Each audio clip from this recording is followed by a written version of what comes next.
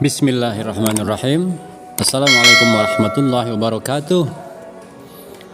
Sahabat Jejak Tibun Nabawi, selamat bertemu kembali di dalam tayangan dokumentasi Totok Punggung.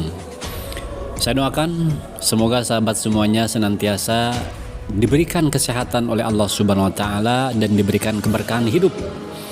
Amin ya rabbal alamin. Sahabat sekalian, pada kesempatan kali ini pasien saya mengalami masuk angin setelah bepergian jauh menggunakan kendaraan yang ber-AC. Mungkin dalam keadaan perut kosong beliau masuk angin dan ingin sekali dilakukan pembekaman. Tetapi sebelumnya saya melakukan totok punggung dulu dengan tujuan yang pertama untuk melemaskan otot-otot di bagian punggung, terutama bagian aliran-aliran darah yang berada di sekitar punggung, karena memang dirasakan ketika dilakukan totok ini mengalami pengerasan. Dengan demikian totok punggung berfungsi untuk melemaskan dan yang kemudian juga untuk mengurai sumbatan yang terjadi di sekitar jalur peredaran darah yang ada di wilayah punggung, karena wilayah punggung merupakan jalur utama di mana darah ini akan mengalir ke seluruh bagian tubuh. Sahabat sekalian, menurut seorang teman yang merupakan tenaga kesehatan, bahwa yang namanya masuk angin ini merupakan suatu keluhan, bukan angin yang dari luar ke dalam, tetapi uap tubuh yang akan keluar dari tubuh kita mengalami perhentian. Jadi tidak terbuang semuanya karena suhu di luar tubuh ini mengalami penurunan. Kasusnya pasien ini adalah mungkin ketika itu suhu tubuhnya sedang agak panas ya, terjadi penguapan tubuh karena di dalam ruangan mobil itu ber-AC, jadi suhu lebih rendah dari dalam tubuhnya sehingga uap yang harusnya keluar dari tubuh tertahan, maka terjadi masuk angin. Dan ini berakibat terhambatnya beberapa bagian tubuh kita, aliran darah tidak lancar. Kalau kebetulan penghambatan itu akan terjadi ke wilayah kepala, biasanya terjadi sakit kepala. Kalau hambatan itu akan terjadi wilayah di pernapasan, maka akan merasakan sesak napas. Dan ini dirasakan oleh pasien ini. Dan bila mana nanti sudah selesai di totok punggung, biasanya pasien agak sedikit merasa lega. Bahkan ada yang merasa sembuh sebelum diobati dengan cara-cara yang lain. Sahabat sekalian, bahwa totok punggung ini fungsi utamanya adalah bertujuan untuk mengurai sumbatan yang terjadi di wilayah pembuluh darah yang mengalami masalah.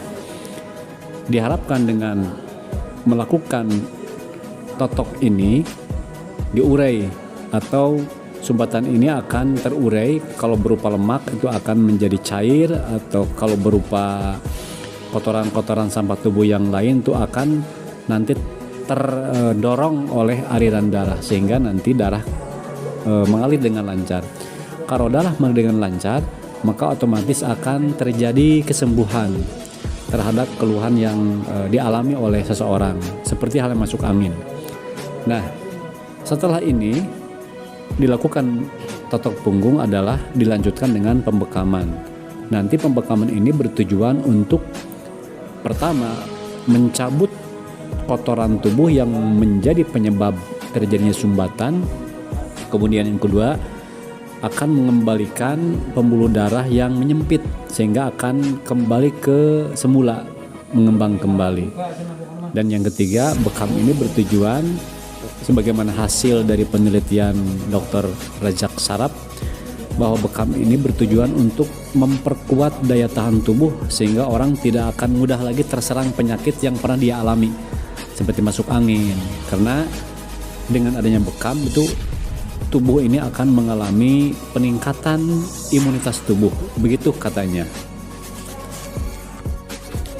Sahabat sekalian, tiba-tiba saja saya teringat kepada guru totok punggung saya yang bernama Abu Khair, dan guru beliau yaitu Bapak Abdurrahman yang telah menularkan ilmunya kepada saya khususnya. Semoga Allah SWT memberikan pahala yang berlimpah dari setiap perbuatan atau totok punggung yang saya lakukan kepada para pasien saya.